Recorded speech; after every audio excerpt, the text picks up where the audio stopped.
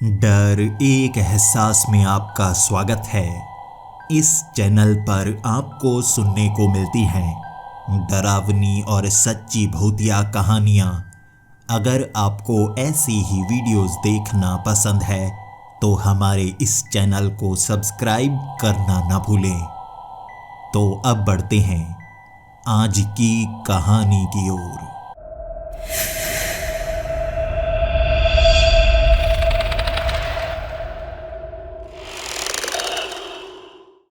Hello दोस्तों, मेरा नाम जेरी है और मैं मायामी शहर का रहने वाला हूँ। पेशे से मैं एक ज़ूओलॉजिस्ट हूँ। अब आप सोच रहे होंगे आखिर ज़ूओलॉजिस्ट क्या होता है? ऐसा सवाल हर एक इंसान करता है जो मुझसे मिलता है, जो नहीं जानता कि ज़ूओलॉजिस्ट क्या होता है। सबको लगता है कि ज़ू में काम करने वाले को शायद ज़ूओलॉजिस्ट कहा जाता है, लेकिन यह सच नहीं है। ज़ूओलॉजिस्ट एक वैज्ञानिक को कहा जाता है जो जानवरों पर अध्ययन करता है, जैसे एक आर्कियोलॉजिस्ट जो कि पुरातन चीज़ों पर अध्ययन करता है। ज़ूओलॉजिस्ट पुराने जानवरों पर या नए जानवरों पर भी अध्ययन करता है और मैं अपने काम को बड़े शिद्दत से करता हूँ। कभी कभी जानवरों पर अध्ययन करते करते मुझे ये लगने लगता है कि कई बातें जिसे हम सच मानते हैं वो असल में सच नहीं है। यानी कि कभी सभी के सभी जीव जंतु जो धरती पर पाए जाते हैं वो एक हुआ करते थे। धीरे धीरे अलग अलग प्रजातियां बनी, लेकिन कुछ जानवरों पर अध्ययन करने के बाद मुझे ये पता लगता है कि सभी जानवर किसी एक पहले वाले जानवर से अलग होकर नहीं बने हैं। कुछ जानवरों में ऐसे डीएनए पाए जाते हैं जो शायद यहाँ के ना हो, लेकिन ये मेरे काम का हिस्सा है और ऐसे सवाल हमारी उस लैब में हर रोज उठाए जाते हैं। मैं भी ऐसे सवाल उठाता हूँ। ये काम का सबसे अच्छा हिस्सा होता है और सबसे बुरा और रोमांचक हिस्सा होता है जंगल के बीच जाकर किसी नए जानवर पर अध्ययन करना, उसे ढूंढना, उसकी जानकारी इकट्ठी करना। और इस काम को हर कोई करना चाहता है। लैब से बाहर निकलकर जिंदगी जीने का मौका आखिर हर किसी को मिलना चाहिए, लेकिन मौका हर किसी को नहीं मिलता। मैं उस मौके को छीनकर अपने हाथों में ले लेता हूँ।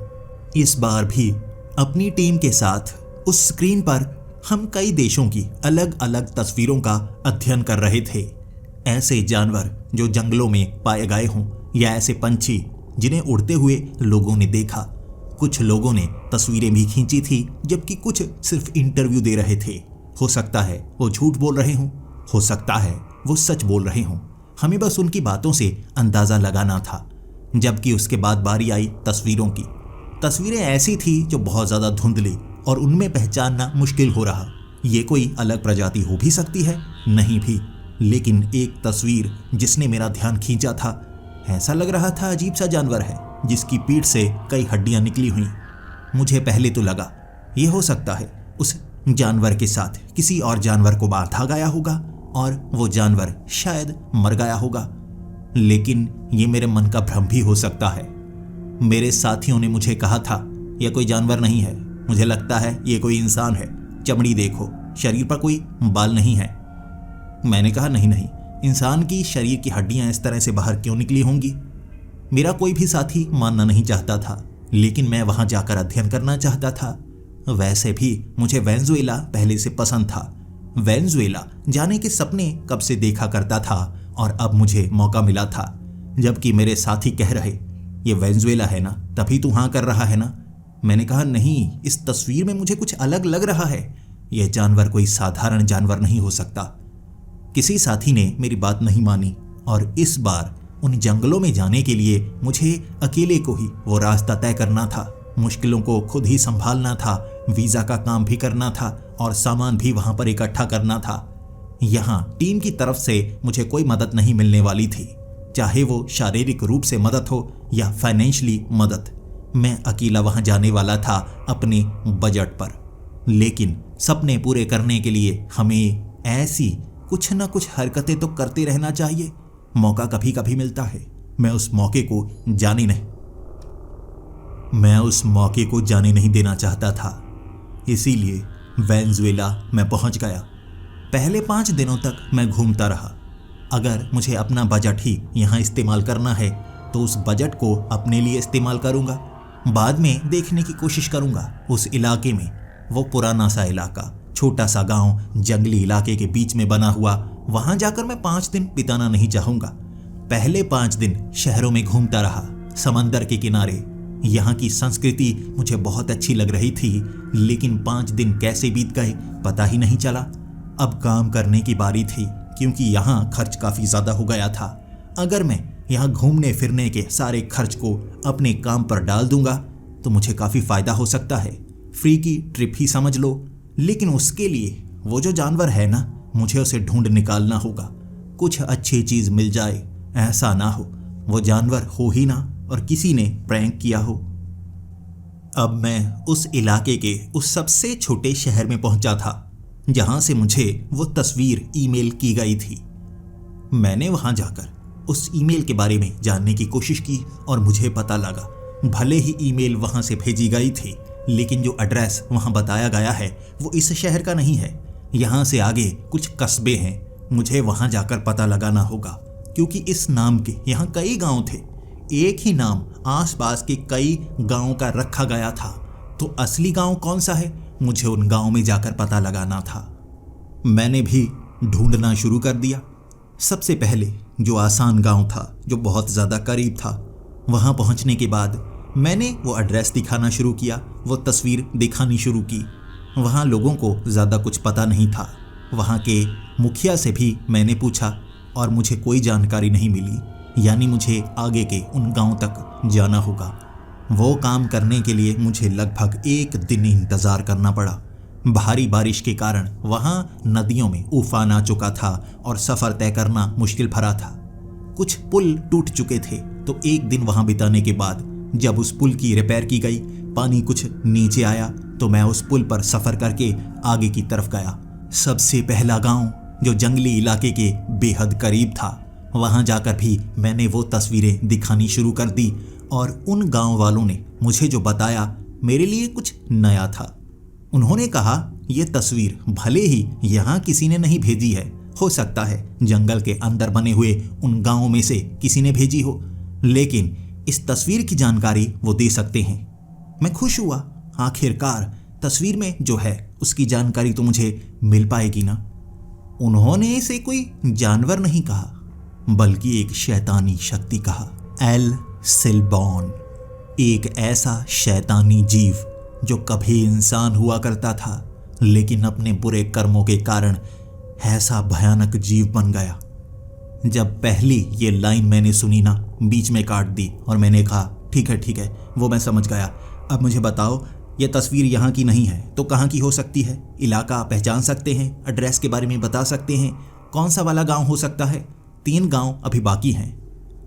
उन्होंने कहा, बात तो सुन लो। मैं वो बात सुनना नहीं चाहता था। मैं किसी जानवर को ढूंढने के लिए आया हूँ और ये लंबी लंबी फेंकने लगे हैं। ऐसा कई बार होता है। देश और दुनिया के कई हिस्सों में जब मैं जाता हूँ, वहाँ के लोग बहुत ज़्यादा उत्सुक होते हैं, कई बार मुझे बेवकूफ़ बनाने के लिए। पुराने कपड़े जिनमें कुत्ते के बाल फंसाकर वो कहने लगते हैं कि जानवर को हमने मारा, ये देखिए। लेकिन मैं कोई पागल नहीं हूँ जो इतनी आसानी से बेवकूफ़ बन जाऊँ। झूठी कहानियाँ बहुत ज़्यादा सुनी है मैंने, और मैं अब यहाँ ऐसी झूठी कहानी में फंसना नहीं चाहता था।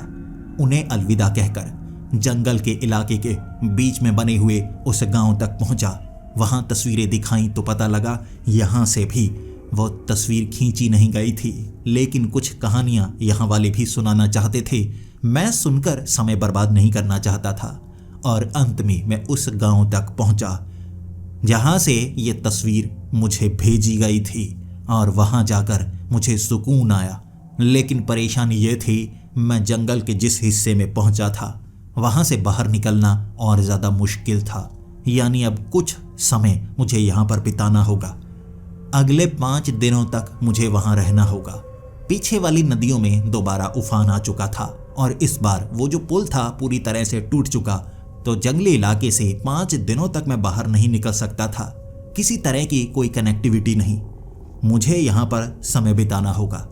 तो मुझे लगा, अच्छा है, जंगल में ऐसे रहने का मौका कब मिलता है, भगवान शायद यही चाहता होगा। लेकिन गांव वाले मुझे जो बताना चाहते थे, मैं वो बातें इस बार सुनना चाहता था। तस्वीर उन्होंने खींची है तो कहानियां सुनना भी उनकी बनती हैं। वो बताने लगे ये एल सिल्बॉन है। मैंने कहा वो पुराने गांव वाले भी यही बता रहे थे, आगे बताइए। उन्होंने कहा ये एक शैतानी जीव है जो अपने कर्मों के कारण ऐसा बना है, कभी इंसान हुआ करता था। बात को फिर से काटा मैंने और कहा देखिए मैं कहानियां सुनने नहीं आया हूँ, ऐसी लंबी लंबी कहानियां सुनकर मैं समय बर्बाद नहीं कर सकता। मुझे इस जानवर के बारे में बताइए, कब कब दिखाई देता है, कितनी बार दिखाई देता है, दिन के वक्त या रात के वक्त, और ये जो तस्वीर है धुंधली क्यों है? जिस लड़के ने ये तस्वीर मुझे भेजी थी ना, उसके पिता की मौत हो चुकी थी। उसके पिता जो कि अफ्रीका में काम किया करते थे, यहाँ पर आए हुए और नया कैमरा लेकर आए थे।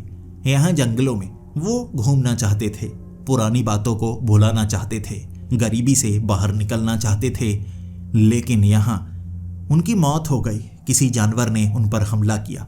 गांव वाले कह रहे थे वो शैतानी जीव है, बच्चा भी कह रहा था कुछ अजीब सा था। मैं तो वहां से भाग निकला। बाद में कैमरे में ये तस्वीर आई हुई थी जो मुझे भेजी गई। अब कहानी काफी रोमांचक थी और मुझे इसके बारे में पता भी लगाना था। तस्वीर को अच्छी तरह से मैं देखे जा रहा और बाकी कई तस्वीरें थी जहां पर वो जीव काफी दूर नजर आ रहा। वो साफ तस्वीरें नहीं थी, पहचान नहीं कर सकते थे कि वो कोई इंसान है या जानवर है या सिर्फ एक प्रैंक है। लेकिन उस बच्चे के पिता की मौत हो चुकी थी।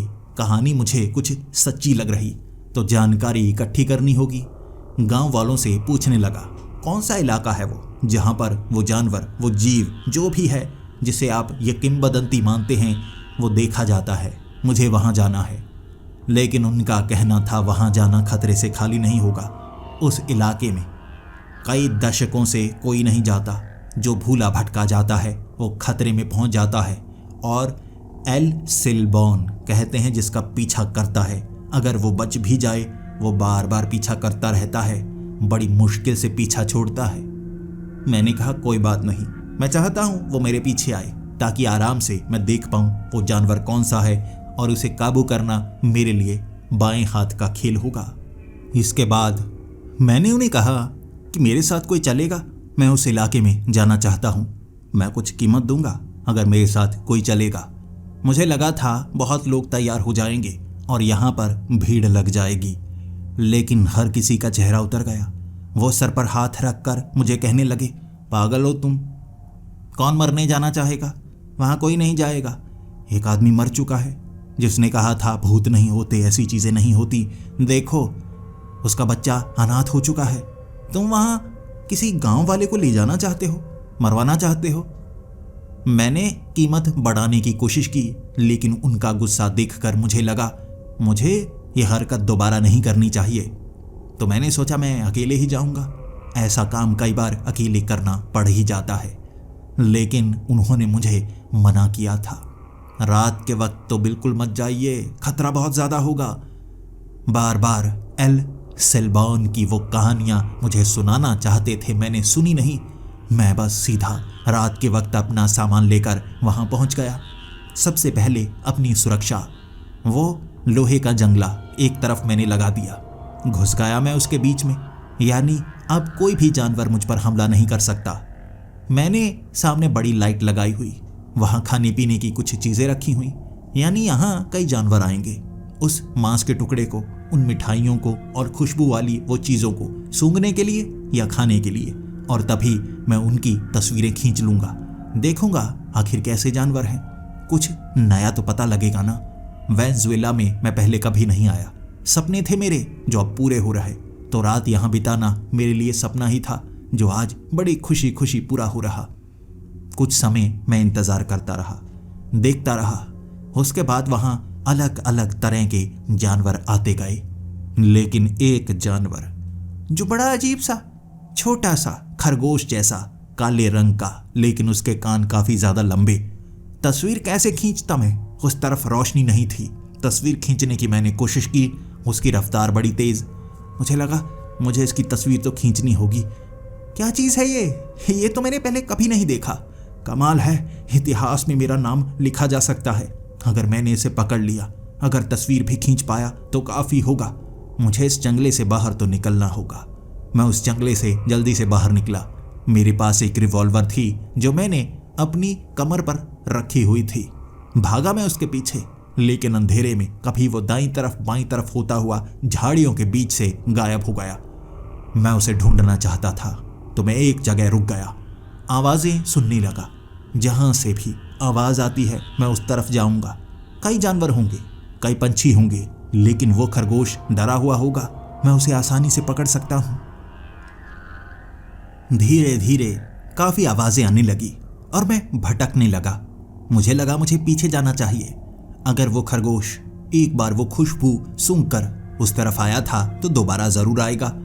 मैं पीछे जाने लगा तो मुझे पता चल गया रास्ता भटक चुका हूं मैं।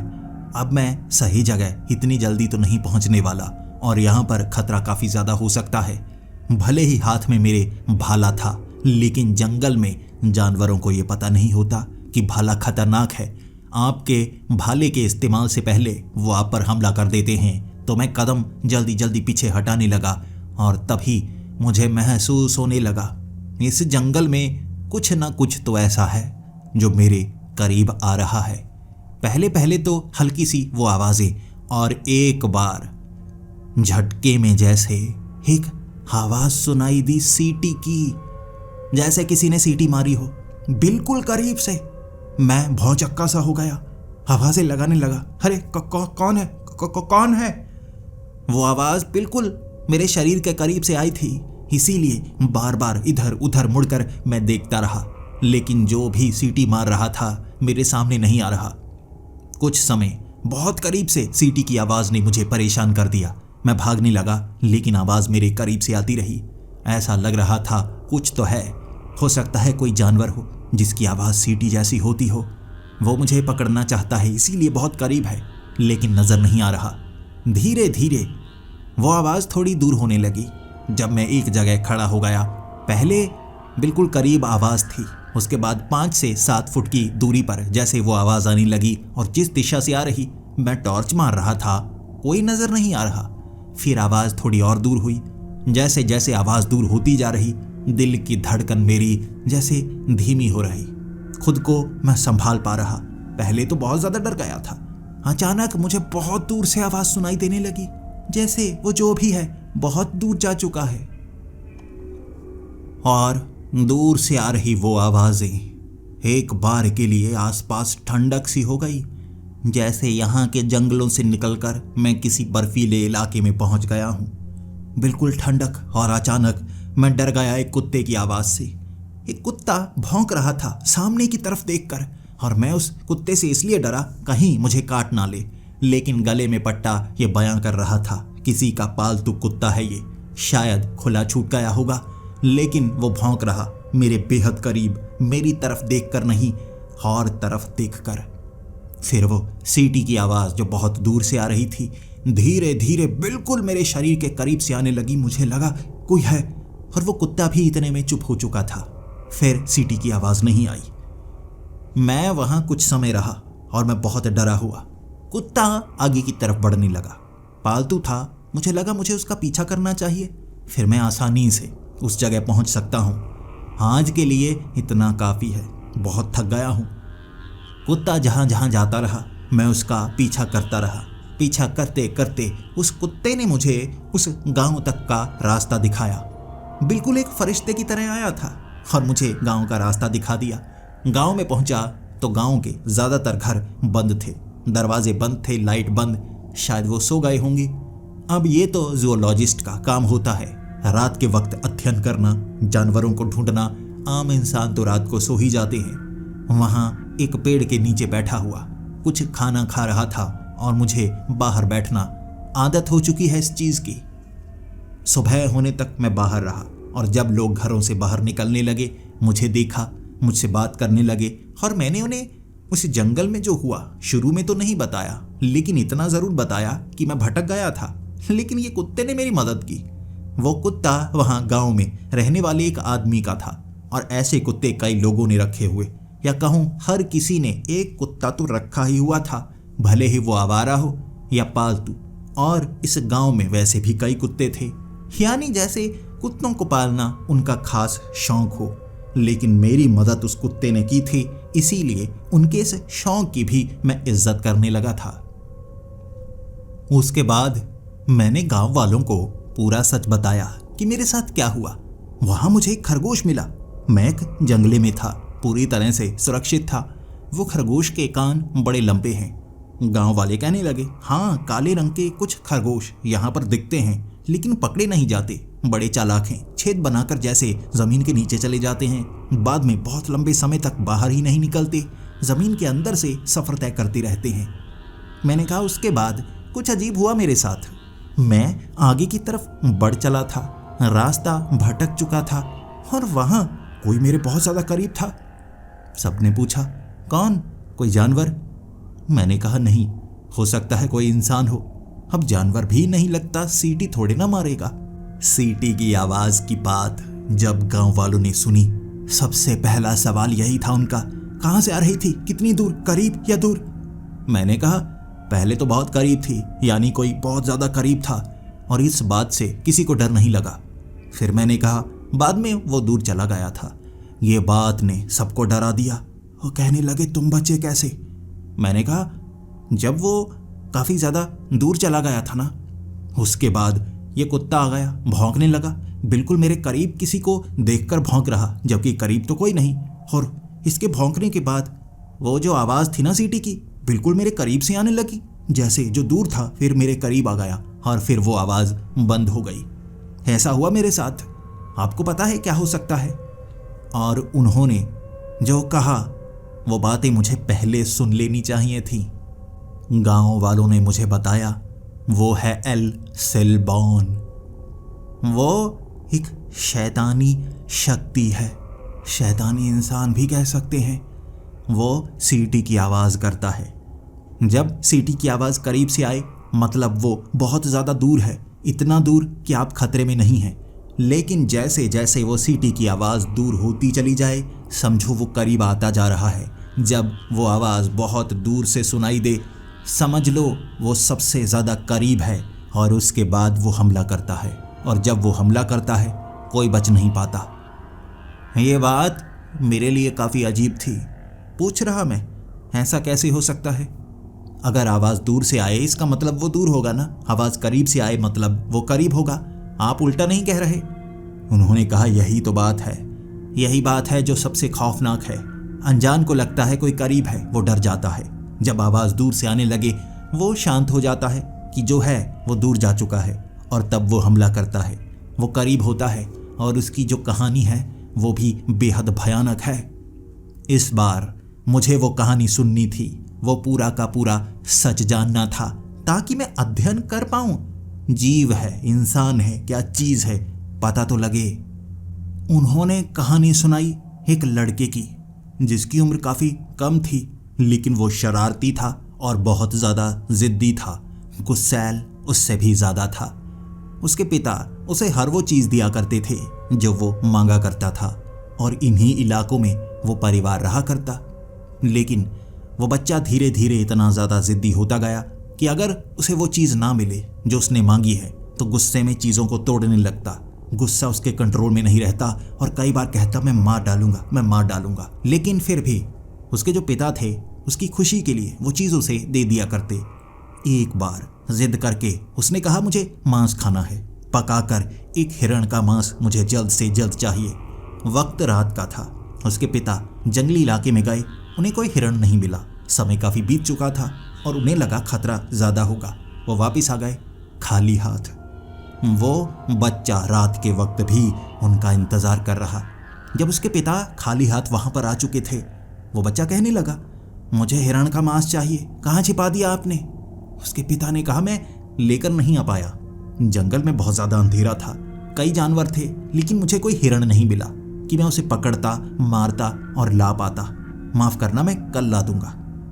वो लड़का बहुत गुस्से में था। नहीं, आपको पता है मैं भूखा बैठा हूँ, मुझे हिरण का मांस चाहिए, कहीं से भी ला कर दो, कहीं से भी। जिद इतनी ज़्यादा की और उसके पिता कहने लगे, मैं नहीं ला सकता। तो उसने अपने पिता को मारा, अपने पिता को जान से मार दिया और शरीर को काट दिया। चमड़ी उधेड़ डाली और अंदर से मांस के हिस्सों को काटकर छोटे छोटे आकार में रखा और अपनी माँ को आधी रात को उठाया और कहने लगा, माँ जल्दी से मुझे हिरण बना दो, मेरे पिता लेकर आए हैं और वो जल्द ही आने वाले हैं, आप पहले बनाकर रखना। माँ नींद से उठी और उसकी जिद से, उसके गुस्से से उसकी माँ भी डरती थी और उस खाने को उसकी माँ बनाने लगी। और उसकी माँ को लगने लगा, ये कैसा हिरण है, मांस के टुकड़े काफ़ी ज़्यादा अजीब से लग रहे हैं और हाथ तो इंसानी लग रहे हैं। माँ को शक होने लगा और उसकी माँ ने कहा, बताओ ये मांस के टुकड़े किसके हैं। तब उस लड़के ने हंसते हुए कहा था कि ये पिता के शरीर के हिस्से हैं, मुझे भूख लगी है, खाना ला नहीं पाए तो मैंने उन्हें काट डाला। उस लड़के की माँ इतनी ज़्यादा गुस्से में आई, उसने अपने बेटे को श्राप दिया कि तुम ताउम्र भटकते रहोगे भूखे। और उसके बाद उस लड़के के दादा को वहाँ बुलाया गया और उसके दादा इतने ज़्यादा गुस्से में थे ना कि उनका बेटा मारा गया और इतनी बेरहमी से मारने के बाद काटा और बनाकर खाना चाहता था। तो उसके दादा ने गांव वालों को इकट्ठा किया और उस लड़के को पीटा गया, खास तौर पर चाबुक से। उसकी पीठ को इतना ज़्यादा छीला गया, इतने चाबुक मारे गए कि पीठ की हड्डियां भी चरमरा गई, मांस पीठ का उथड़ चुका था, खून से सना हुआ था। उसके बाद उसकी पीठ पर मिर्च, नींबू, अल्कोहल रगड़ी गई ताकि उसे ज़्यादा से ज़्यादा दर्द हो। इतना दर्द देने के बाद उसके दादा को लगा कि अब भी जिंदा है तो इसे छोड़ देना चाहिए, सज़ा इसे मिल चुकी है लेकिन ये यहाँ दोबारा नहीं आएगा। मैं भी इसे श्राप देता हूँ कि ये जिंदा रहेगा, मरेगा नहीं, ये दर्द सहेगा और इसी तरह भटकता रहेगा। अपने पिता की इन हड्डियों को एक झोले में डालो, इसकी पीठ से चिपका दो, इसकी पीठ इस तरह से ठीक रहेगी लेकिन ये सब कुछ इसकी पीठ से चिपका रहेगा। ऐसे उसकी पीठ पर बड़ा सा कपड़े का झोला चिपकाया गया जो हड्डियों से ही चिपक गया क्योंकि बहुत खून निकला हुआ था, मांस तो था ही नहीं। और उसकी पीठ के पीछे वो बाजू के हिस्से, वो टांगे, वो लटकी हुई नजर आने लगी। उसके पास 2 खरगोश थे जो उसे दिए गए और कुत्ते उसके पीछे छोड़ दिए गए, भगाया गया उसे। इसी कारण वो वहाँ से चला गया लेकिन एक शाप की तरह वो अब भी नज़र आता है। उन जंगलों में जो भी भूला भटका पहुँच जाए रात के वक्त वो सीटी मारता है जो कि उसके गले में थी जब उसे दर्द दिया गया ताकि वो चीख ना पाए। सीटी की आवाज़ जितनी दूर से आती है यानी आप बचे हुए हैं, करीब से आती है यानी आप खतरे में हैं। ये जंगल का इलाका, अगर किसी का वो पीछा करने लगे, घर में जो उसके पिता की हड्डियां हैं या जिसका उसने शिकार किया है, वो हड्डियों को झोले में डालता है पीठ के पीछे, उन हड्डियों को नीचे गिराता है। जब घर में पहुंचता है सबसे पहला काम उसका हड्डियों को समेटकर अपनी पीठ पर दोबारा रखना, क्योंकि अगर ऐसा उसने नहीं किया तो सज़ा दर्द भरी होती है जो बढ़ती चली जाती है, वो सहन नहीं कर पाता। पहला काम हड्डियां इकट्ठा करना। अगर वो हड्डियां इकट्ठी करे, आपको हड्डियां इकट्ठे करने की आवाज़ सुनाई दे यानी आप बच जाएंगे।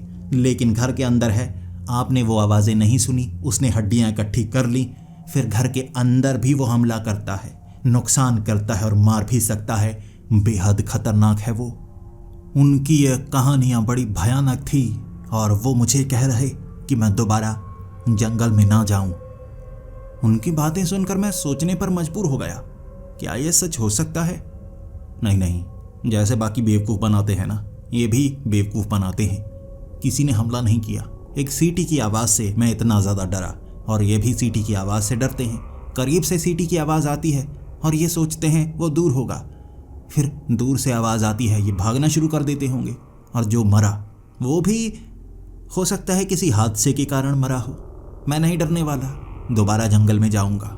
और जैसे ही रात के वक्त मैं तैयारी करने लगा, कुछ गांव वाले मेरी मदद के लिए आ रहे थे, कह रहे कि हम आपकी मदद करना चाहते हैं। मैंने कहा तो मेरे साथ चलिए, सुरक्षा आपको पूरी मिलेगी। लेकिन उस जगह जाने की हिम्मत किसी की नहीं। हर कोई अपने साथ कुछ चीज़ लेकर आए।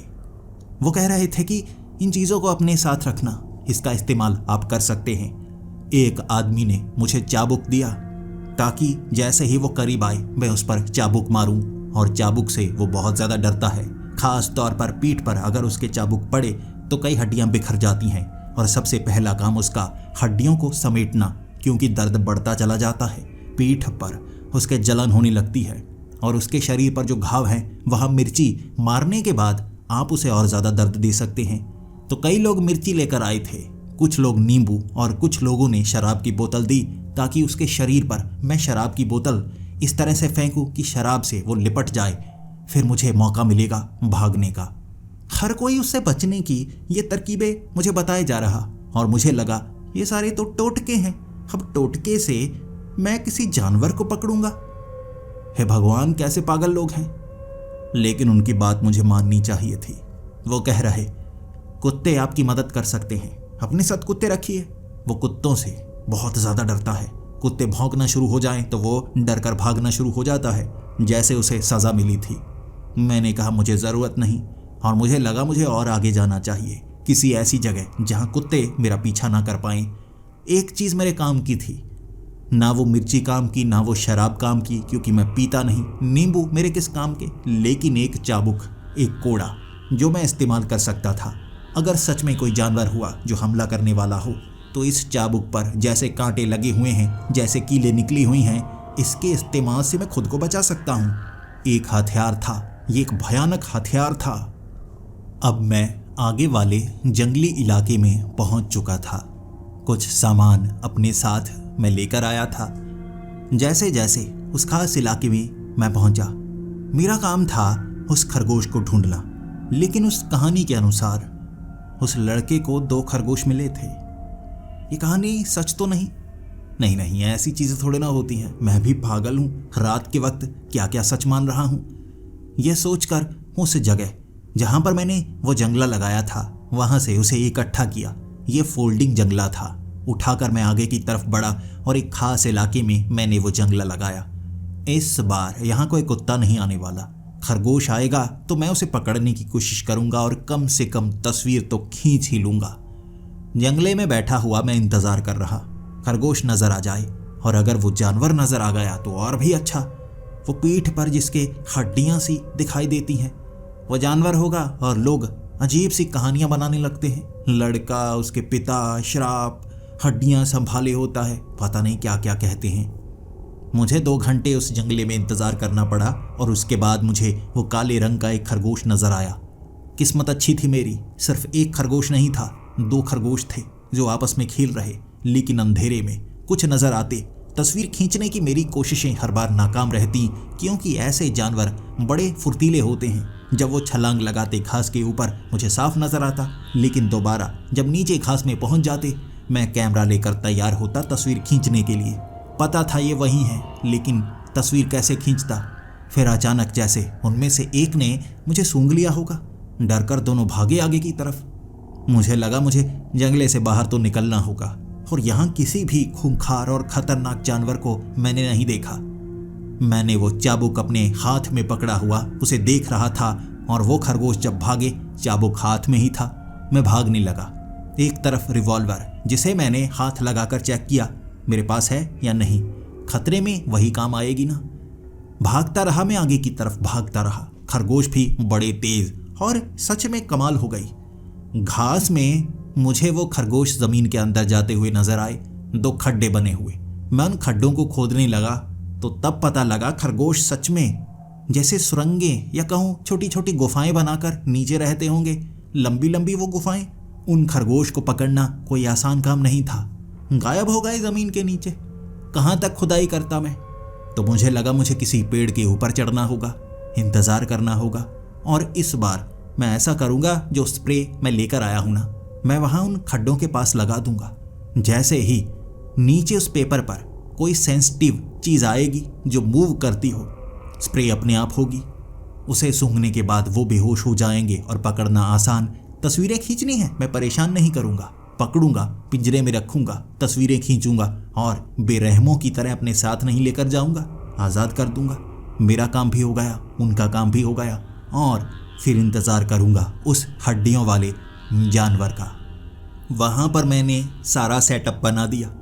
पेड़ के ऊपर मैं चढ़ गया, इंतज़ार करने लगा, और अचानक मेरे कानों के पर्दे हिले थे वो सीटी की आवाज़ से, बिल्कुल कानों के पास, जैसे उस पेड़ पर कोई चढ़ा हुआ हो। मैं इधर उधर झांकने लगा, कहाँ है कहाँ है। मुझे वहाँ पर कोई आदमी नज़र नहीं आया।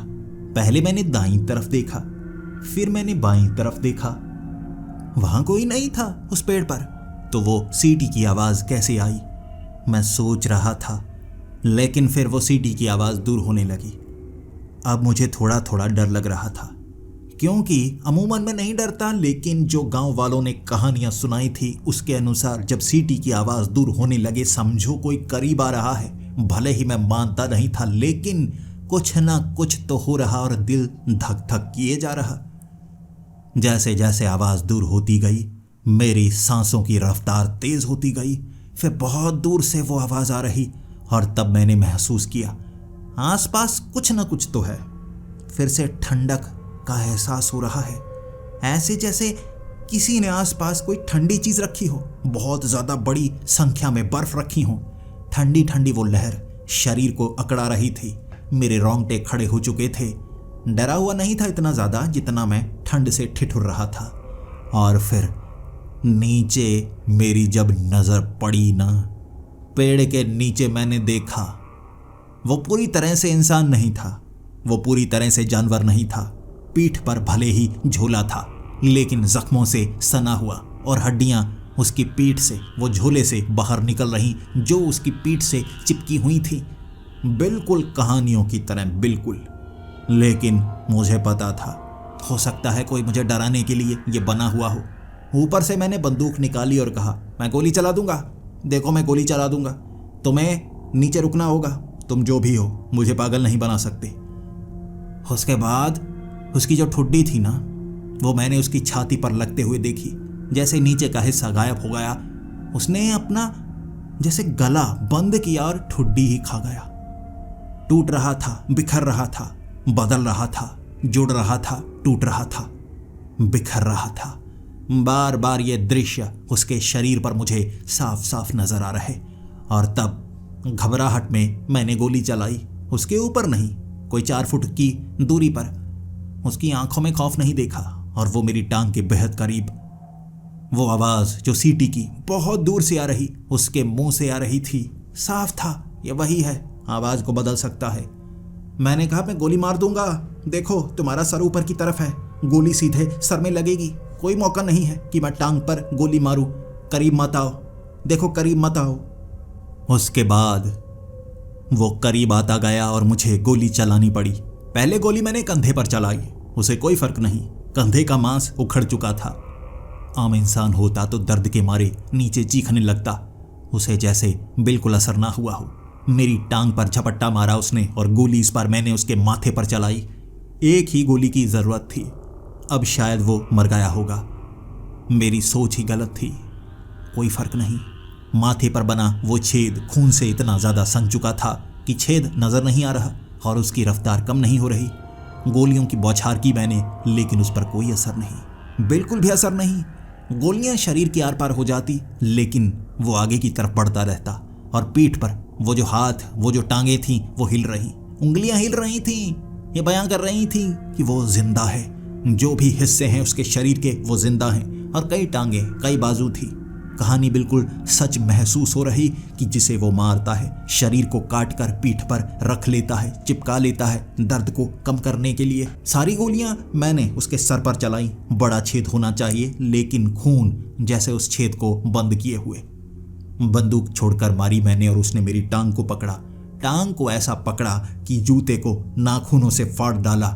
झटका महसूस हुआ मेरे घुटने पर, जैसे खींचा था उसने। और फिर मुझे लगा मुझे जो करना है जल्दी करना है। मैंने पैर को झटका, लेकिन उस पेड़ से मैं नीचे गिर गया और उसने जब छलांग लगाई, मेरे ऊपर लगाई थी। मौत करीब थी। कहानियों के अनुसार मुझे जिंदा नहीं बचना चाहिए था और उस समय कोई कुत्ता भी मुझे बचाने नहीं आया। एक चीज थी मेरे पास, वो चाबुक। वो चाबुक मैंने जैसे ही उसके छाती पर मारा, तड़प कर पीछे हो गया और गुस्से में दोबारा झपट्टा मारने आया। चाबुक तेजी से चलाता गया, उसके शरीर के मांस को उधड़ते हुए देख रहा। जो गोली से मर नहीं रहा था, जो गोली से डर नहीं रहा था, गोली का दर्द नहीं हो रहा, उसी के ऊपर चलाया गया वो चाबुक उससे बेइंतहा दर्द दे रहा और उसकी चीखें गूंज रही थी। और बीच बीच में वो सीटी की आवाज़। चाबुक की बौछार की मैंने उसके शरीर पर, जिसके बाद वो काफ़ी ज़्यादा दूर हो गया। लेकिन मेरे इर्द गिर्द जैसे गोला बनाकर घूमने लगा। मैं भी घूमता जा रहा। हर बार चाबुक मैं मारना चाहता लेकिन मिस हो रहा। वो भी घूमते घूमते मुझे थकाना चाहता था। मेरे पास और कोई रास्ता नहीं था। कहानी सच लगने लगी थी। जैसा उसका आकार था, जैसे उसके जख्म थे और जैसी उसकी हरकतें थी, मेरे लिए मौत का दृश्य मेरी आंखों के सामने बिल्कुल साफ साफ नजर आने लगा था। वो चाबुक के वार और वो उसका पीछे हटना। मुझे वो सीटी की आवाज़ें बिल्कुल करीब से सुनाई देने लगी और कहानियों के अनुसार, गांव वालों की जानकारी के अनुसार अब वो दूर है। फिर अचानक आवाज़ दूर से आने लगती। ऐसा भ्रम होता जैसे कभी वो करीब है, कभी वो दूर है, और दिमाग काम नहीं करता। आपको समझ नहीं आती वो करीब है या दूर है। आवाज़ और उसका होना दोनों अलग अलग थे, दूर और पास। लेकिन खुद के कदमों को मैं पीछे हटा सकता था और मैं हटाता गया। फिर उसके बाद मैं उस जंगले के अंदर, और तब उसकी वो आवाज़ दूर से आने लगी, यानी वो करीब था। जंगला वो बड़ा था, कोई जानवर उसके अंदर नहीं आ सकता था। मैंने देखा उसे अंदर आते हुए। अपने नाखूनों से लोहे की सलाखों को ऐसे बाहर की तरफ चौड़ा कर दिया उसने कि मेरी आंखें फटी की फटी रह गई। एक शेर में इतनी ताकत नहीं होती कि ऐसा कुछ कर सके। ये ज़रूर कुछ ऐसा है जो किसी की समझ में नहीं आ सकता। जितने में वो कैमरा उठाकर मैं तस्वीर खींचने की कोशिश करता, उतने में उसके दोनों हाथ अंदर थे, उसका धड़ अंदर था। पीठ पर टंगा हुआ वो बोरा जिसमें कई हाथ थे, वो उसे फंसा चुके। और यही मौका था। जंगले से बाहर निकला, मैं भागने लगा और उसने उस जंगले को हवा में उठाया। लगभग 70 किलो का वो जंगला, जिसे इकट्ठा करने के बाद नीचे लगे टायरों से खींचा जा सकता था, उसने हवा में उठा लिया था। वो मेरे पीछे पीछे। भले ही वो जंगला उसकी रफ्तार को कम कर रहा और मेरी चालाकी भी उसे फंसाने पर मजबूर कर रही। जो मैं पेड़ के बीच से निकलता वो फंस जाता। लोहे को तितर बितर कर दिया, हिस्सों में तोड़ दिया उसने। लेकिन मैं गांव तक पहुंचा, वो चाबुक के सहारे। चाबुक से उसके मांस को उधेड़ता गया। वो दूर हो जाता, आवाज़ करीब से आती, मैं भागता। एक बार आवाज़ कान के पास आई। जब मैं उस गांव के अंदर आ चुका, फिर आवाज़ दोबारा नहीं आई। कुत्तों के भौंकने की आवाज़। बहुत ज़्यादा कुत्ते वहाँ पर थे जो भीड़ बनाकर जैसे मेरी तरफ भागे आए, और एक बार के लिए मुझे लगा कहीं ये झुंड मुझे काट कर खा ना जाए, लेकिन वो किसी और के पीछे भागे थे।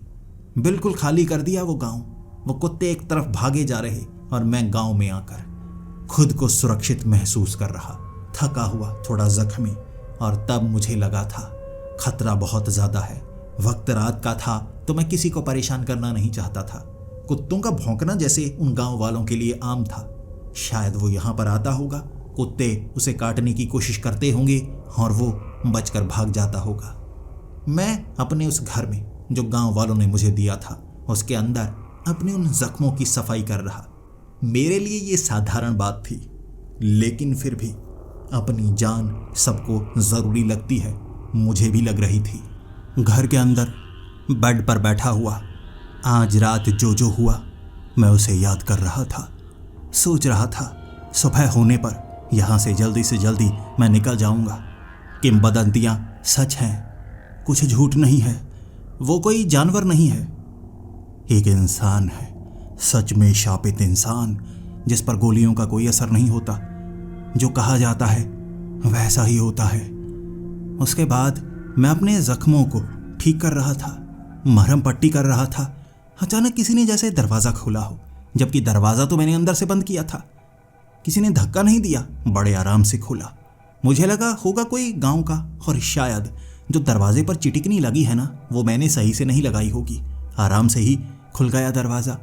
लेकिन किसी ने अंदर पैर रखा और जैसे उसका सामान गिर गया हो। उठकर मैं मदद करना चाहता था। मैं पीछे वाले कमरे में था। 2 कदम मैंने आगे बढ़ाए तो जो सामान गिरा था ना, उसकी आवाज़ मेरे दिमाग में घूमी। पहले मुझे लगा कुछ सामान गिरा होगा, कोई प्लास्टिक का सामान, कोई लकड़ी का सामान। लेकिन लकड़ी की आवाज़ ऐसी होती है, लेकिन बिल्कुल ऐसी नहीं होती, थोड़ी अलग होती है। ये आवाज़ थी जैसे हड्डियाँ गिरी हों, हड्डियाँ। और एक बार के लिए मेरा शरीर ठंडा फिर गया और कमरा पहले से ज़्यादा ठंडा हो चुका था। हर बार वो जीव जब करीब आता तो ऐसी ठंडक का एहसास होने लगता और अब भी वैसा ही हो रहा था। एल सिलबॉन, यानी कि वो भयानक जीव, वो लड़के की कहानी और उसकी गिरी हुई हड्डियां। कहते हैं जिसको हड्डियों की आवाज सुनाई दे वो बच जाता है, लेकिन कैसे बचता है? हड्डियों को इकट्ठा करता है वो। अगर आप उतने समय में निकल पाओ, क्योंकि समय काफी होता है, तब आप बचते हैं, लेकिन वो आपको आसानी से निकलने नहीं देता। जो दरवाजा है वहां से आपको निकलना होगा, वो निकलने नहीं देगा। खिड़कियों से लोग बाहर भाग जाते हैं, लेकिन जो घर मुझे दिया गया था कोई खिड़की नहीं थी।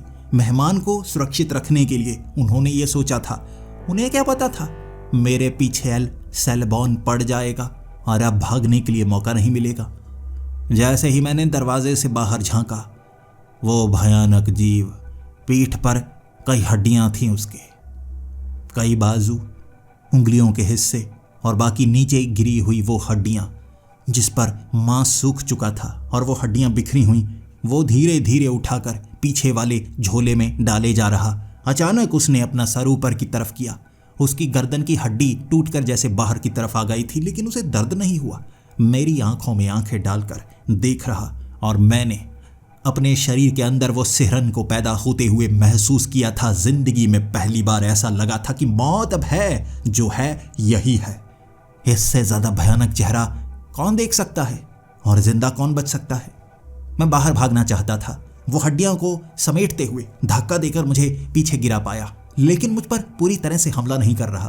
कहानियों के अनुसार जब तक वो हड्डियों को नहीं समेटता तब तक वो किसी को नुकसान नहीं पहुंचाता, लेकिन हड्डियां समेट ली उसने, फिर मैं जिंदा नहीं बचूंगा। मेरी चीख पुकार भी इस घर से बाहर नहीं निकल पाएगी।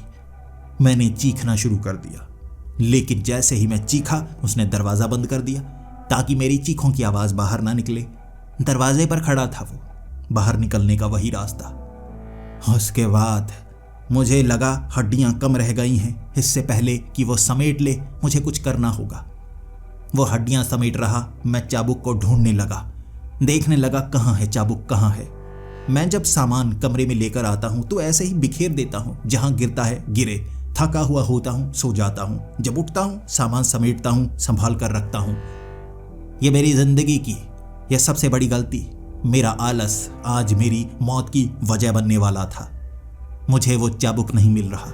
इधर उधर झांका, डंडा उठाकर मारा मैंने, लेकिन कोई असर नहीं। वो आराम से हड्डियों को समेटता जा रहा। फिर मेरी समझ में कुछ नहीं आ रहा। मैं उस रसोई में भागा, ढूंढने लगा। जो जो मेरे हाथ में आया मैं उसकी तरफ फेंकता गया, चाहे वो नमक हो या मसाले हो, आटा हो या किसी भी तरह की कोई चीज। उस पर फेंकने पर कोई असर नहीं, लेकिन जैसे ही मैंने उसके ऊपर नींबू फेंके, नींबू छूते ही उसकी जैसे चीख निकली, सीटी की तरह। बहुत दूर से आ रही वो आवाज, ये पहचान थी कि वो करीब है, सामने है, लेकिन नींबू का वो हिस्सा वहां पर था, उसके सिवा और कुछ नहीं। उसके पास जाकर नींबू को उठाने की हिम्मत नहीं थी मेरी, लेकिन मैं क्या करता। मिर्ची मुझे मिल नहीं रही और मुझे लगा मौत अभी ऐसी ही होगी, बचने का रास्ता नहीं बचा मेरे पास। क्या करूं मैं, क्या करूं मैं? कुछ हड्डियां बची थी उसकी, और तभी मेरा दिमाग काम किया। ये जिसका घर था ना, शायद वो लोहे का काम करता होगा, और जो दीवारें थी वो लकड़ी की थी। नीचे रखे हुए वो बड़े बड़े हथौड़े, इस्तेमाल एक ही था उसका, कुछ तोड़ने के लिए। तो मैंने हथौड़ा उठाया, दीवार पर मारना शुरू कर दिया। मैं उस दीवार को बड़े जोर से तोड़ने की कोशिश कर रहा। जैसे जैसे मैं दीवार को तोड़ता गया, बाहर से आ रही कुत्तों की आवाजें मुझे साफ सुनाई दे रही थी। चीखा मैं, लेकिन मदद के लिए कोई नहीं आया। हर कोई उससे डरता था। कोई चीख रहा हो रात को तो लोग घरों से बाहर नहीं निकलते। इस गांव की यह खासियत थी। दीवार को तोड़ा मैंने, काफी हिस्से उसके बना दिए और पीछे से उसकी हड्डियां भी खत्म हो गई।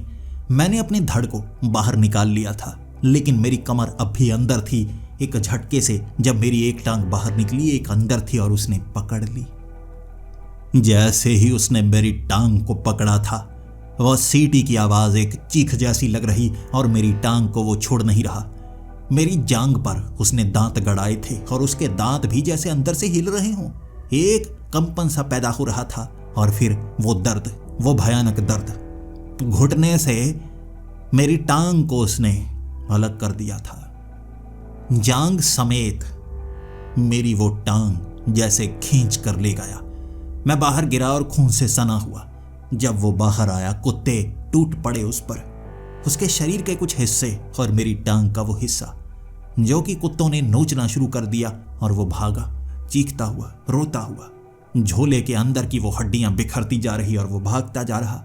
हड्डियां सिर्फ समेटनी होती घर के अंदर, बाहर हो तो चाहे कुछ गिरे उसे अपनी जान बचानी होती है। वो भाग गया और मैं बिना टांग के वहां चीख रहा। घिसटता घिसटता पड़ोस में गया था। उस घर के अंदर जब मुझे ले जाया गया, मेरी टांग के नीचे मोम लगाया गया ताकि खून निकलना बंद हो। अगले दिन मुझे अस्पताल ले जाया गया। मेरी टांग को जोड़ना असंभव था। बिना टांग के मैं जिंदा तो था। ऐसे मेरी जिंदगी बची थी और दोबारा उस गांव में जाने की हिम्मत नहीं थी मेरी। कहते हैं अगले दिन मेरी टांग वहां से गायब हो गई। शायद वो ले गया होगा, फिर से अपने झोले में डाल, अपनी टांग का हिस्सा बना या अपनी पीठ में चिपकाकर घूम रहा होगा, अगले शिकार का इंतजार कर रहा होगा। ये मेरी जिंदगी की इतनी भयानक कहानी थी जो एक आप पीती बनकर मेरी आंखों के सामने आई। जब तक मैं यकीन कर पाता कि ये कहानियां सच्ची होती हैं तब तक बहुत देर हो चुकी थी। लेकिन इतनी भी देर नहीं हुई कि मेरी जान चली जाए। बिना टांग के भी मैं जिंदा था और अपना काम कर सकता था। कई लोगों को लगता होगा कि अपंग लोग जिनकी एक टांग नहीं होती या बाजू नहीं होती कैसे करते होंगे अपनी जिंदगी का गुजारा। लेकिन मेरा यकीन कीजिए, शरीर का एक अंग ना होना मौत से बहुत ज्यादा अच्छा होता है। मैं आज महसूस करता हूं और एल सेल्बॉन की कहानियां लोगों को सुनाता हूं। एक ऐसा अजीब सा जीव जो लड़के से बना है, उसकी वो भयानक कहानी कैसे अपने पिता को उसने काटा था और उसे मिले थे श्राप जो अब भी उसके साथ हैं। उन जंगलों में अगर सीटी की आवाज आपको सुनाई दे और करीब से सुनाई दे तो भागो। तब तक भागते रहो जब तक वो सीटी की आवाज करीब से सुनाई दे रही है। जैसे जैसे आवाज दूर होने लगेगी समझ लेना मौत करीब आ रही है। मौत बहुत करीब आ रही है। आप भी सुनने की कोशिश कीजिए। मैंने पढ़ा है कहीं पर, ऐसी शापित कहानियां कई बार आपको सच्चा एहसास दे सकती हैं। सुनिए जरा वो सीटी की आवाज, सुनिए तो जरा वो सीटी की आवाज। हेडफोन्स को उतार कर कहीं बाहर से तो नहीं आ रही।